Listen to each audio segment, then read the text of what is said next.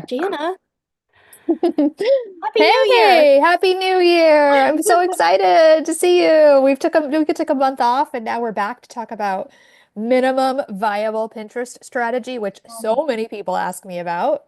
I So I'm know. so excited. It's a hot topic, I think, all year long, but it's especially a hot topic towards the New Year's of like getting started and what can I actually handle. And people want to get started with things and not fall off the wagon. And I think it's a good idea to start with something that's minimally viable Mhm. because I feel like you're maybe less likely to fall off the wagon if you start really small and really slow. Yeah, exactly. Like James Clear style, basically. Habit stacking. Right, exactly. So the idea is like, well, sure, you could be like, I want to have a presence on Pinterest. So, I'm going to do all this stuff and I'm going to pin, 20 times a day or even 5 times a day. And I'm going to do that, for 3 years. And I'm going to, like you get really ambitious. But the problem with that, like you said, is that that's a lot. And then it starts to feel like a lot for you and or anyone who helps you. And it's easier to fall off the wagon. Whereas one benefit, you're right, of a minimum viable strategy, just like James Clear says, is like you just do like micro habits and they all add up over time. And it's Hmm. less likely that you're going to burn out on it that way. So that's a really good point. And I guess that's at the heart of why I hear about it so much. My clients and students, my coaches and my service providers who are my audience and who I teach how to do Pinterest in addition to content, they just like they always say to me like, I'm just so busy. I have to work with clients. Like my calendar Yeah. isn't filled up with marketing tasks. My calendar's filled up with clients, or that's how I want it. So I can't have my calendar filled up with marketing tasks. So I want to have a presence on Pinterest and I want to get ROI from any time that I spend doing it, but it needs to be a minimum viable strategy because I can only spend this minimal amount of time and effort on it. And, you know, obviously, like, you get in what you put out, or, sorry, Yeah. you get out what you put in. So you have to be careful of that like mentality a little bit.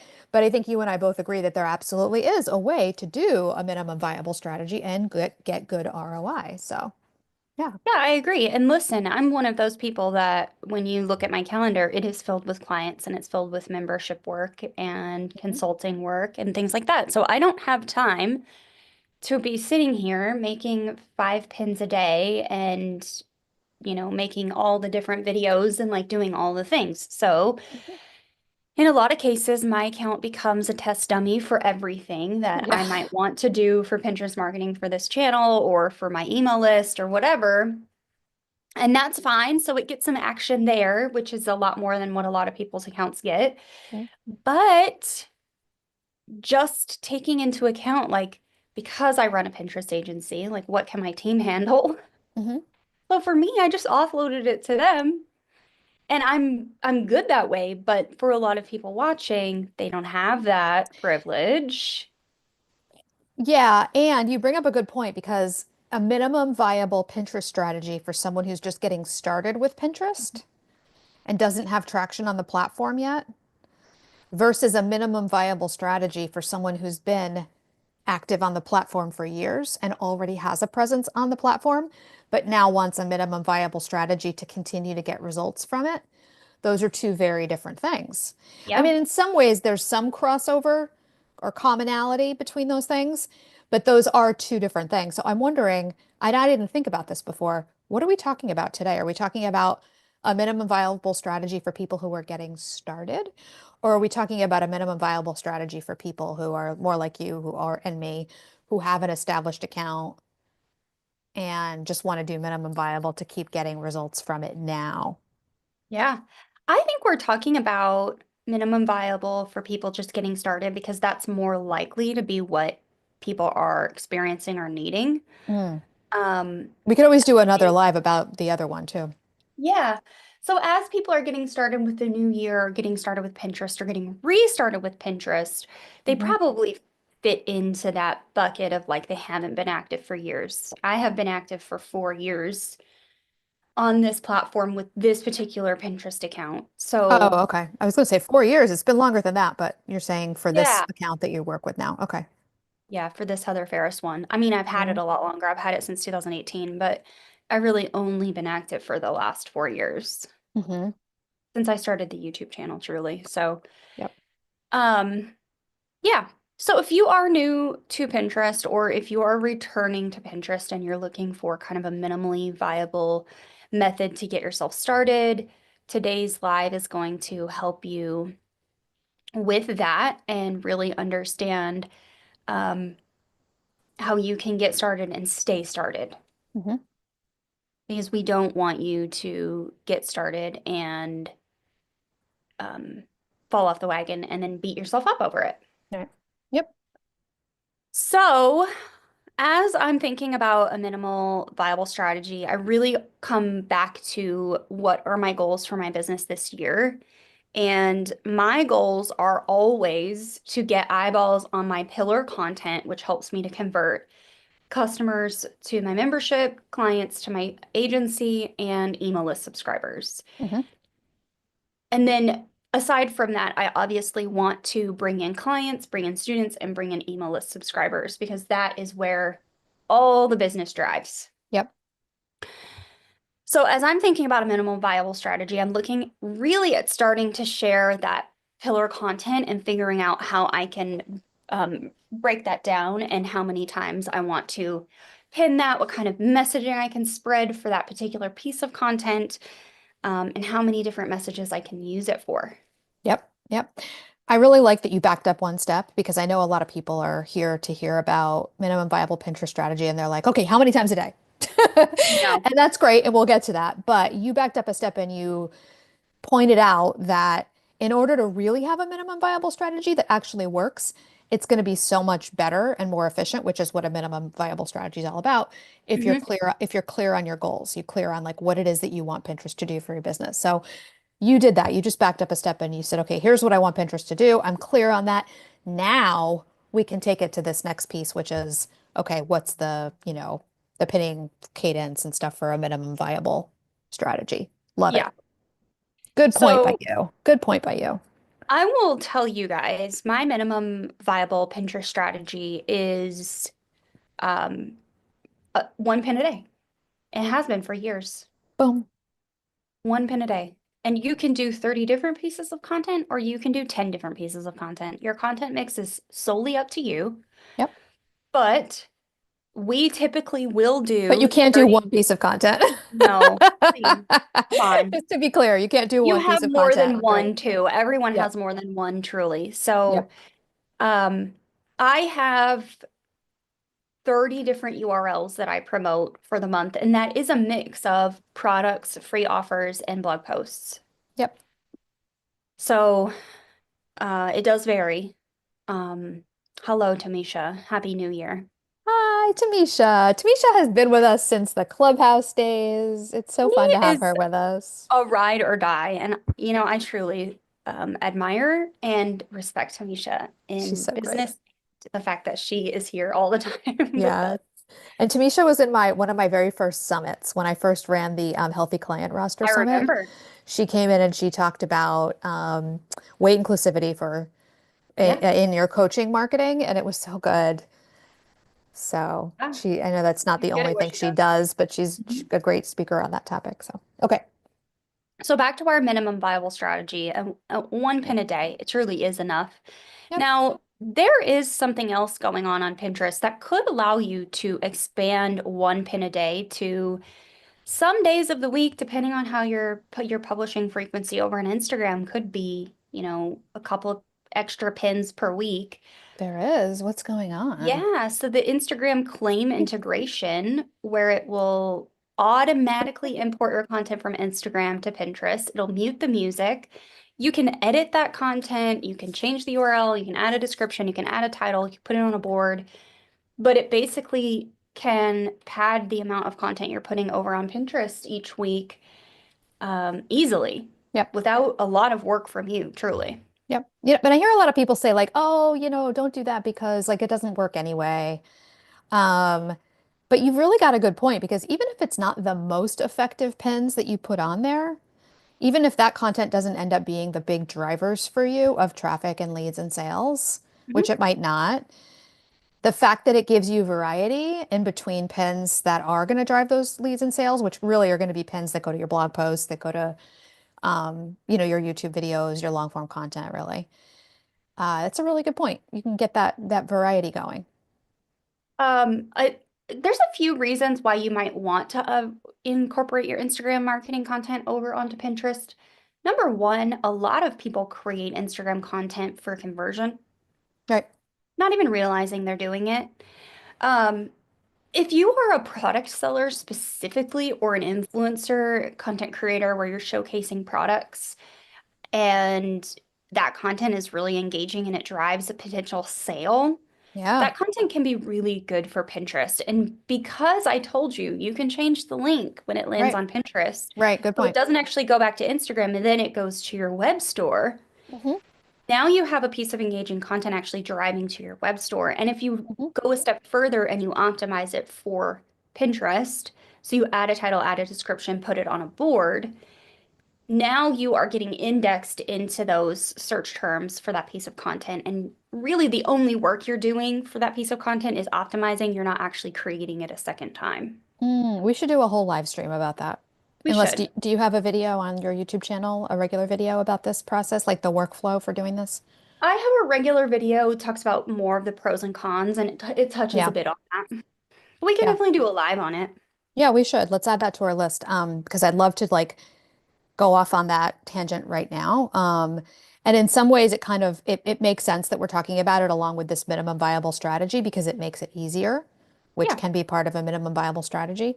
But I have a bunch of questions that probably are outside of that's all right. minimum viable. But yeah, yeah, I like that. So basically you're saying it automatically goes to from Instagram to Pinterest if you set this up, but then once a week or a couple times a week, maybe you go into your Pinterest created tab and you would basically go through each new pin that came over from Instagram and change anything you want so that it's optimized and it's going to the right link. Exactly. Okay. I love it. Yeah. And if you are a frequent Instagram poster, which a lot of my clients and students are, this Mhm. is really great way for you to just repurpose content without having to do all of that creation over again. Yeah. Yep. And of course, I know I say this all the time, but my students and clients are primarily coaches, providers, strategist types, and often they are also very active on Instagram. So I have more questions about this, but let's save it for another day. Yeah. Okay. What do you have to add? Okay. So when I think of minimum viable Pinterest strategy, I love that you said one pin a day because that's totally part of my minimum viable Pinterest strategy. That's it. All you need to do is one pin a day. And honestly, you could even do one every other day or, 15 a month, basically. I'd prefer that you have it so that it's like sprinkled out through the month, not just dumping it all at the beginning of the month and then not Yep. anymore all through the month. But if you have to dump it at the beginning of the month or it happens that way one month, fine.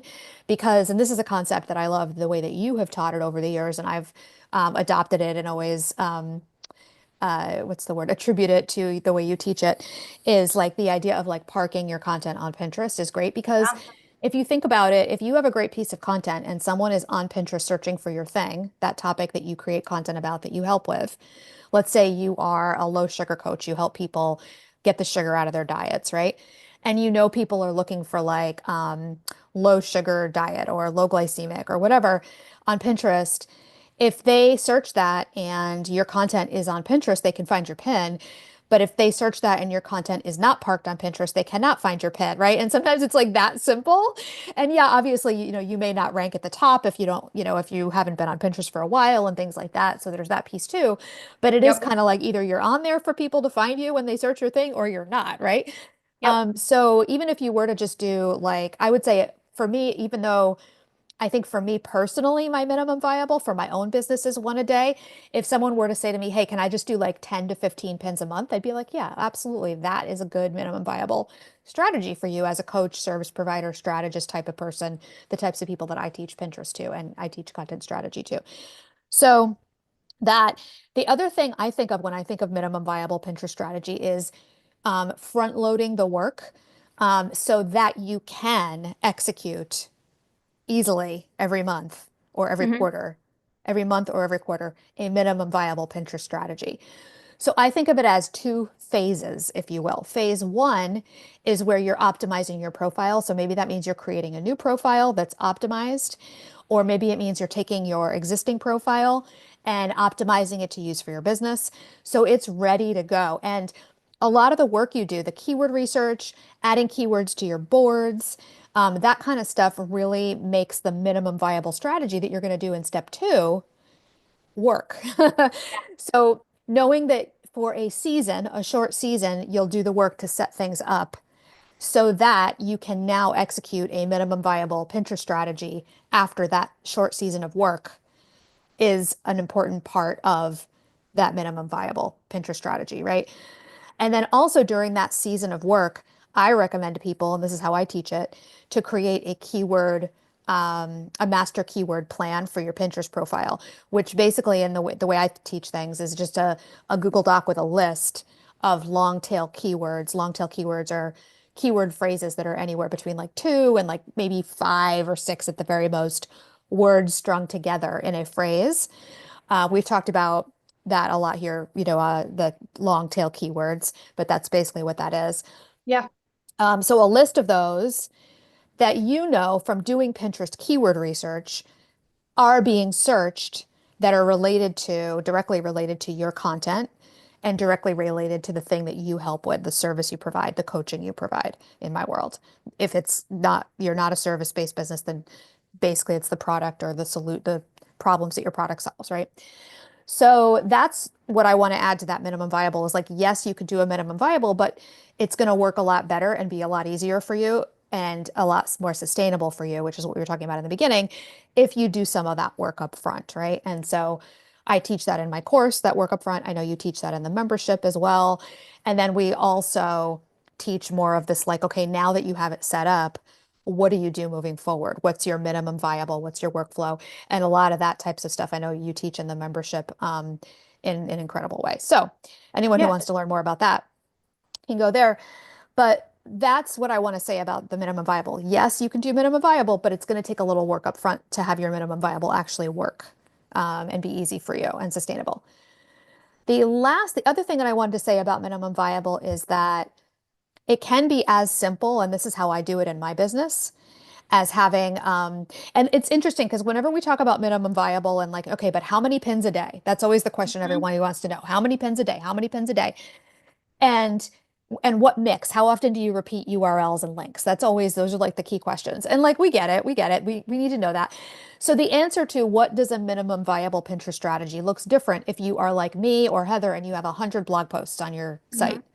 Um, and it's going to look really different for you, for someone like you, plus Heather has YouTube videos too, versus someone who maybe has 10 blog posts on their site or 4 blog posts on their site, right? That's going to be a very different cadence.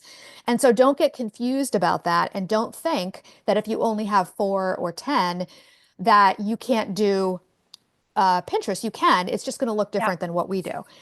So if you have 100 posts like me, what I do is I have a spreadsheet. It's a Google Sheet. It has 3 tabs. Each tab has 1/3 of my blog posts. It actually has 4 tabs. So the first tab is every single blog post I've ever written that's still active on my website. And then each of those is repeated on one of those other 3 tabs. So basically all 100 of my blog posts-ish are on tab 1. And then on tab 2, I have 33 of them. On tab 3, I have 33 of them. That's And so on tab good. 4, I have 33 of them. And every month I do 1 tab. So every month I do, and this is just so you know, like this is sometimes I do this and sometimes I don't. This is when I'm active on Pinterest because I've been on it for so many years that this is like a different strategy. That's what we talked about earlier, right? Mhm. I don't have to do this every month. Whereas if you're getting started, you need to get that consistency under your belt for Pinterest to work for you. But Yeah. basically, I just rotate. So in September, or let's say in January, I use tab 2 and I make a pin for every single one of those posts. There's 33 and I pin them once over the course of that month. And then in February, I use tab 2 or 3. And then in March, I use tab 4. So that way I'm rotating through all my blog posts. Yep. Yeah, so that's what I'm doing. Now, if you are, let's say, the other side of the spectrum, where you have 4 blog posts or 10 blog posts, one thing I would do if you only have 4 blog posts or 10 blog posts is I would also think about what else can you pin. So that's where your Instagram strategy comes in. But you can also think, okay, I could pin my about page. I could pin my client or my like portfolio page if you're like a web designer, for example. I Yep. could pin I mean, you can pin any page really on your website. Um, so you could add those into the mix if you want, first of all. And then let's say now you have 4 or 6 blog posts and you added a few more links in there to your website, and now you're up to 10. In that case, every month you could just pin those 10 posts again. You could even pin each one twice a month, but I think that's a lot personally. So I would just pin each one of those 10 links every month. And each time you do that, the way that you and I are doing things these days is we're creating a new, brand new image. So it's a new image in Canva or whatever for each of the URLs once per month. That to Yep. me is a minimum viable pinning cadence, pinning strategy. And that works really well for people who have less content than you're on the less content side of the spectrum versus you and I where we're on like the tons and tons of content side of the spectrum. How many So posts do you have on your website right now? I don't even know. It's more than 100, isn't it? Probably 250 if I had to Yeah, guess. yeah. I have about 120, I think now. So many. Hmm. Some of them need archived and like gotten rid of, Hmm. but Hmm. I'm just not there. Now, I really like this idea of having all your blog posts split between tabs. And then I'm assuming at Super some point you simple. go to those tabs and you add the new posts in whatever order you want them to be on. Now, here is Right. something very similar that I do for one of my clients. And so every month I choose 10 new blog posts that are going to go into the queue, but 30 of her pins are actually all products. Hmm. So I do 40 pins per, and I also run her ads. So we don't have to do as much organic content because the advertising is really doing a lot of work. Hmm. Now, for just her organic strategy, though, we are consistently growing. We do have ebbs and flows like every normal Pinterest account should. But year over year, we are seeing growth. And what I like to do, because I've been working with her since 2021, is I have, like you do, I have January, February, all the way January to December tabs in my spreadsheet for her Hmm. for the products that I know I need to promote in each of those months. Now, this didn't happen overnight. This happened over years. And I just had this realization when you were talking through this that I have Yep. done this Yep. just in a slightly different way. So we have one tab per month, and I just unhide that tab when the month comes, and I plug in the 10 new blog posts that we want to promote for the month. So I'm really only Yep. planning 10 new pieces of content. Yep. Our products are pretty well all the same. And then if I have any new products I need to add in because she's launched a new product Hmm. line, then I will add that to the top of that list for that month. So we make sure that we're getting those new products in. We're still pinning the old products that are popular during that month. But we've already done this work over time. So I would encourage you, if you are looking to get consistent with Pinterest, is to really come back to your planning and don't do this haphazardly. Do this in a spreadsheet or a Google Doc of some sort. Hmm. That way you can refer back to it. And the work might even be done for you come a year from now. Right. Right. And you make a good point too, because again, this idea of minimum viable Pinterest strategy, like what is the definition of that?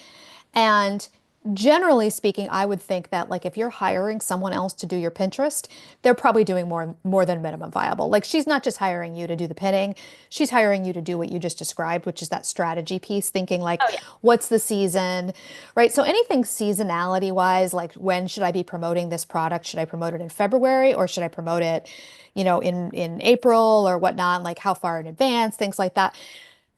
That's kind of, in my opinion, that's outside of minimum viable because it's like there's Yeah. more going on with it than that.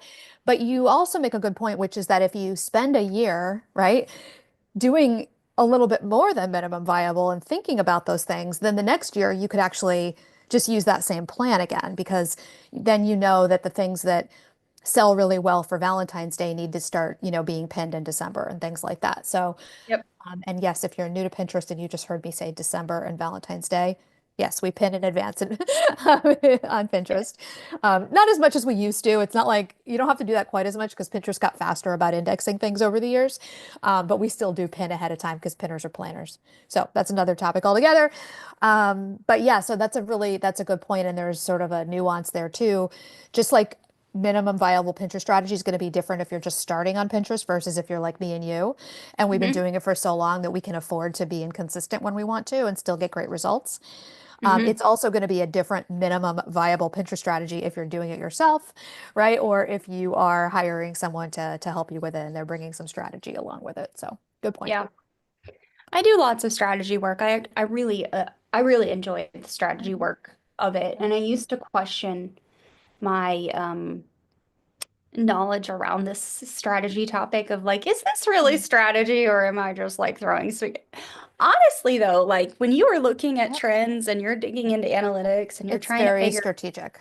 Mhm. what, oh my gosh, there's a poor little hummingbird flying on my, Oh, the wind is so sweet. strong. Oh, because Um, of the wind. I know you're getting he's big like winds. attached to a Yeah. tree limb and the tree limb's going. Is your wind related to the wildfires in California? I don't know. It could be. Yeah. Anyways, back to Anyway, we digress. this thought of Yeah. like strategy talk and like what Oh, is mhm. involved in a Pinterest strategy. I actually just sent a newsletter to my list yesterday about this. Um, Pinterest strategy, what's changed, what's new, um, why Pinterest is different, and then I sent my 2025 video. If you guys haven't watched my 2025 video, it is long. I added timestamps, but I have been getting raving reviews about it. I'm So sure you have. It's so good. Every year, that's the one you do every year, right? You update it every year. it's the yearly. Yeah, nice. Yeah, I know I took everyone loves everyone's that. feedback last year for like examples of like showing what I'm talking about, and we Yeah. incorporated that this year. Oh, So I'm so good. hoping every year I get a little better with it, but I'm hoping that I get less complaints about the visuals. Less complaints about your free content Right? that teaches people for free Yeah. what they should do this year. Um, That attracted yeah. Pinterest themselves to me. Yeah. This is a little bit of a tangent, but I want to say it because I know we have a lot of Pinterest managers and strategists and Pinterest VAs that watch this channel and that learn from you in particular. And I want to say that like what you just described is so common, I think, especially among Pinterest managers and strategists and pros, to think like, is this really strategy? Is this really what I'm doing really strategy? Or is it just like me being like, duh, of course we're going to do this, Like, is this really like worth paying me for? Is it worth it to my client to pay me to do this like strategy that I think is like, not a big deal? The answer is yes. And part of the reason is that strategy sometimes is simply you sit down for an hour and you plan things out in a way that is not haphazard, in a way that actually follows a certain strategy or a certain, like you actually hold space for that brand, for that account, and think about should this be pinned in December for February? Should this be pinned again because it did so well last month? Maybe instead of just making one extra pin for it this month, I'll make three extra pins for it this month. And Mhm. maybe I'll do fewer pins about this other topic that didn't seem to get as much traction. All this stuff is like, that is strategy, people. Like, that is what they are paying you to do. And the reason they pay you to do it is because not only because they don't know the platform, but also because they don't have the time to sit down and make those decisions or hold space for that. And if you're sitting down and holding space for that and making those decisions and using your time to do that, then yes, of course you get paid and you get paid well to do that. So just a quick little dalliance there for all of our Pinterest managers and VAs who watch.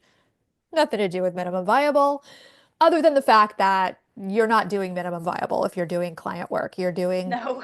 You're adding in your strategy, and that's not really minimum viable. You're doing more than that. Yeah. Yep. Yeah.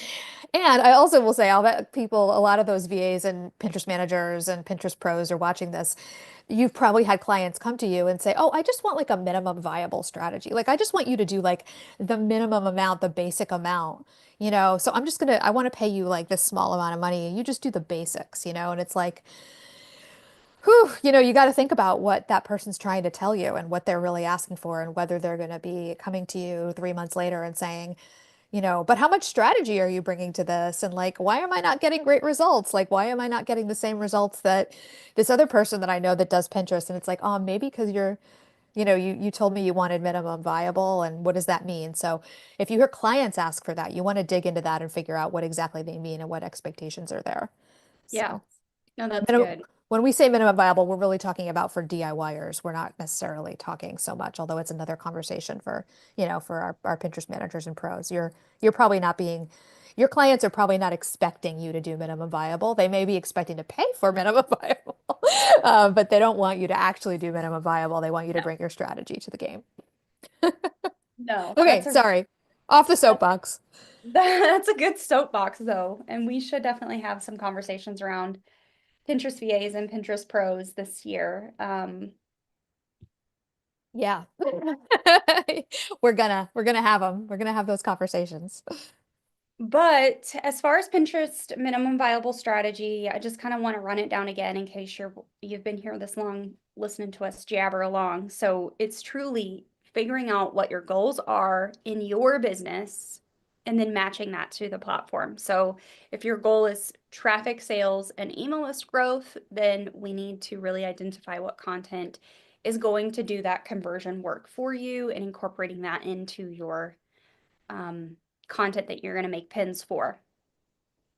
Once a day minimum. If you want to do less than that, you can start with less than that and build up.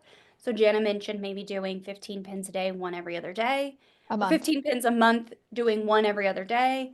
Maybe at that point you can build up to doing 30 pins a month, one a day.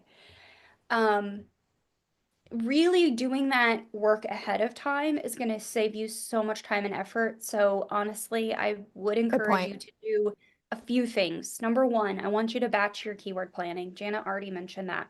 Number two, I want you to batch your content planning for Pinterest. Jana's mentioned that. I've mentioned that. You need to do that. Number three, I want you to batch create your pins. And number four, I want you to batch schedule your pins. This is exactly how I teach it inside of Pin Profit Academy in the Pinterest system course. I walk you through these batch steps. It's going to save you time because you're not trying to write a blog post and write pin copy and find the keywords and make the images and you're not going to get it all done Mhm. and you're going to fall off the wagon. So if you can keep your task switching in your brain to a minimum, you're going to get more done and you're going to see better results over the long term. It is why people hire me. It's for that exact process. It sounds so mundane, but honestly, that's why they get results Yeah. because there's a method behind the madness. So if you can just break it down and do those tasks in groups like that, Yep. you may not get it all done in one go, but if you're only making 15 pins in 1 month, I think you can batch your content planning. I think you can batch your image creation and your scheduling and maybe do that over the course of a week to Yeah. 2 weeks. Yep. Be done for the month, put it back on your calendar and come back to it when it needs to be done again. Yep. Yeah, and I think that's a good point too. When people think of minimum viable Pinterest strategy, we said that so many times in my air quotes are like constant. Um, one reason people want that is because they know that Pinterest has the ability to just work for you in the background, kind of on autopilot, right? And so, in order to make it work for you in the background, you need to do this batching so that it can be set up and it's going out while you're working on other things, while Yep. you're doing client work, while you're, making an Instagram live if you don't, if you do that or a reel or whatever. Um, and Pinterest is wonderful in the sense that it doesn't require the same kind of engagement that social media does. So we don't go into Pinterest and like, comment on a bunch of people's stuff and No. DM people and all that stuff, which is fabulous. And that's one of the reasons people love Pinterest because it's not doesn't require engagement at all. Like it's just not the norm on the platform at all. But what was my point about this? When we think of minimum viable, we want it to kind of work in the background. That's what we think of minimum viable. It's like we want to like do the thing, get it set up, and then forget about it for a month. Yep. But that's only possible if you have like this, if you're doing the system like the one that Heather teaches that she just talked about. So, yep, exactly. And then one of the things that I will share with you guys, which I usually only share in my membership group, is Mm. I want you to really just use the same list of keywords for about a quarter, Oh, interesting. I've never three heard this. months. I want you to use the same list of keywords. I have been doing this for several Hmm. years now for clients, and it is the single best way that I've been able to get pins to rank at the top of the search and all throughout the search. We don't just want one pin at the top. Mm. We want 15 pins spread without throughout that keyword. Mm. I've been able to do this so consistently just by simply reusing the same list of keywords for 3 months, and then you're going to move on. So really, you only need to find a list of keywords 4 times a year. 4 times a year, find a new list of keywords and start incorporating that one for 3 months. And then what's going to happen over time is it's going to have like this balloon effect where it's just going to like build and build and build and build. And you're going to start ranking in all these different keyword terms, but you're not just going to rank one time. You're potentially going to rank 3 times if you make 3 pins for that one URL and you're using that keyword 3 times, right?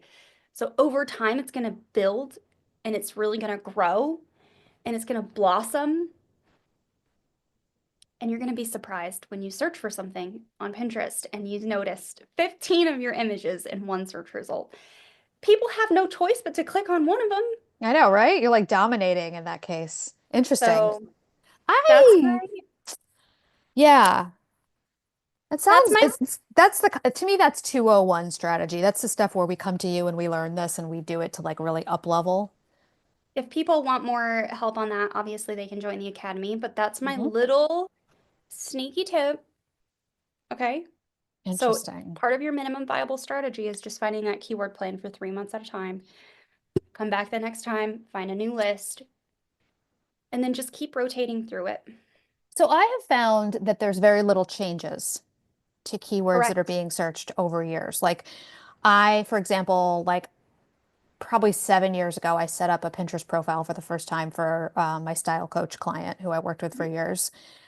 And then once I set it up, she and her team did the work on the profile for about a year. And then she came back to me and she was like, I don't think my team is like really bringing the strategy. So can you start doing it again? And then Marissa and I worked on her account together for like a year and a half, and like refreshed it and did a lot of stuff, right? Mhm. And then she, and then we stopped working for her for a while. And then she circled back like a year later and said, "Hey, can you refresh my profile?" And I did like a project where I did some, new keyword research and blah, blah, blah. And when I did that new keyword research, and this was probably 4 years after I did the first version of the keyword research, like nothing had changed. Everyone was still searching the same basic things. It was still, like CEO style and like what to wear to work to look polished, like it was all the same stuff. Yeah. And then like a couple years later, she came back to me again and we did another refresh. Same thing. Very few keywords were any different. So my point being, and that probably varies by niche, It you does. know, right? Mhm. Um, but if you are in a niche where things don't change that much, which most of my clients and students are, because I work again with a lot of coaches and service providers, do you think that you can, we're totally off on a tangent, but I'm going to ask you anyway, because I don't know if I'll remember to ask you again in the future. Do you think you can do keyword research once and have like a list of like 3 pages long in a Google Doc of keywords, long tail keywords? I And do. then do you think you can use like a quarter of them for a quarter and then 3 months later start working on like the next page? Do you think that I that could work do. with your strategy, or do you think you need to actually do new keyword research? I do think you can have a seed set of keywords that you just consistently like these are your brand keywords. You're going to use these Hmm. all the time. But I think, like with anything, we have younger people coming in and aging up on the platforms. So they're bringing their culture, their specific search philosophy with them. So that's going to be where we do get some new stuff coming into the platform, into the Which is keyword list. which is why all of a sudden, like 2 years into our project, everything was like CEO Aesthetic. aesthetic. Exactly. So funny. We both knew what we were talking about. Everything's this. It's like Exactly. CEO aesthetic, like blue water bottle aesthetic. Everything is aesthetic for Gen Z. Yeah. Okay. And vibes, that's another one that's very common. But Which is so funny because that was popular like in the 70s and then it came around again. Okay, go ahead. Sorry. something else that I think is that could power your keyword lists is you're not going to think of everything that you could possibly want to Right. use that first time around. So Right. What you could do is work with a tool like, Keywords Everywhere and see what the related searches are, or work with a Yeah. tool like ChatGPT and ask it questions about your keyword list and how somebody might search for it, and then you can get outside of your comfort zone. Now, one of the things that I fear with a lot of people doing keyword research once Hmm. is that they're going to get settled into one index category of keywords and they're never going to branch outside of that Mm-hmm. because it's a Okay. safe little space. All right. So, yes, you can make a list of keywords, you can start with that list, but I would always suggest refreshing like you have done. And you've noticed over the years it hasn't really changed a whole lot, but you wouldn't have known that had you not done the work. Right. That's true. And I will say too, so okay, so the way I teach things is you do your keyword plan and then you Hmm. use those keywords. But yeah, if you're doing it consistently for a year, year and a half, 2 years, I would say at some point around that year and a half, year and a half, 2 year mark, even for me with my very minimum viable approach Hmm. for coaches mostly, I would say it's a good idea to refresh your keywords. And I really like your point. We're off on such a tangent. But the point, I really like your point about looking at like your new content too Yeah. and thinking like because you didn't say that but basically you said it because you were saying like you didn't think of everything the first time Yeah. around and so you might look at the content you wrote in the last 6 months and be like oh yeah I wrote this whole post about this topic and I never did any keyword research around really what that little corner of my topic Yeah. what things might be searched being searched in that little corner so in some ways this is related to that minimum viable topic because it's like okay can you do keyword research once as a Hmm. minimum viable? The answer is yes, you can. You can gain traction, in my opinion. You can gain traction using that one-time keyword research list that you did. You Hmm. can gain great traction over the course of a year, year and a half, and then at that point, it's probably time to start refreshing. If Yeah. you're doing more than minimum viable, you might want to be refreshing your keyword research more than once a year. And that's my takeaway. You don't, that might not, I'm not speaking for both Heather and me because we sometimes, even though we share our brain, we have slightly different, approaches to things that are mostly based on the fact that we serve different audiences. Heather Yeah. serves a more broad audience and I serve a little bit more of a zoned in audience. But that's how I'm feeling about it based on this conversation. So, Yep. Perfect. okay. Okay. Well, next week we have one more video planned, and then we do have some content planning that we have to do. But we're going to talk about how we make affiliate sales using Pinterest with real examples next week. Same time, same place, same, you know, That channel. two gals chit-chatting, getting off topic. Yeah. That's how we do it though. So love it or Mhm. leave. Listen. All right. Well, I would invite you guys to go and turn the bell on for next week's video if that's something you're interested in, Pinterest for affiliate marketing with real examples. Otherwise, I hope you guys have a great rest of your week and weekend. Bye for now. And we're done. Hey. That was good.